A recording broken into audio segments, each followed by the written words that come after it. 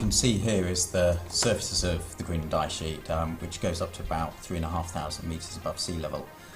And NASA and various other research agencies from the UK and primarily from Germany have flown aircraft with a suite of geophysical instruments on board, including something called an ice penetrating radar, which is able to send pulses of radio energy down to the ice surface, and they travel through the ice. And here we're looking at something like 3 kilometres of ice that the radio wave passes through, and it bounces off the bedrock surface at the bottom of the ice sheet and then goes back up through the ice and is recorded by the aeroplane. And that's the technique that we use for measuring ice thickness and bedrock topography.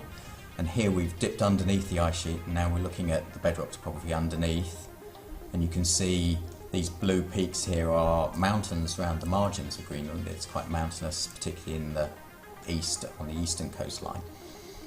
And the reds and darker reds are areas of lower elevation, particularly the sort of brown colours represent areas that are below sea level at present and are quite deep. And the canyon at its deepest is something like 800 metres deep, which is about 5 times deeper than, say, the Cheddar Gorge in Somerset.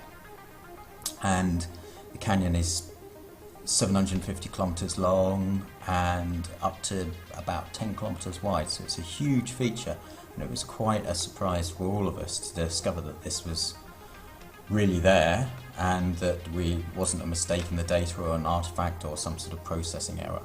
So we were really pretty excited and amazed when we found this huge undiscovered feature.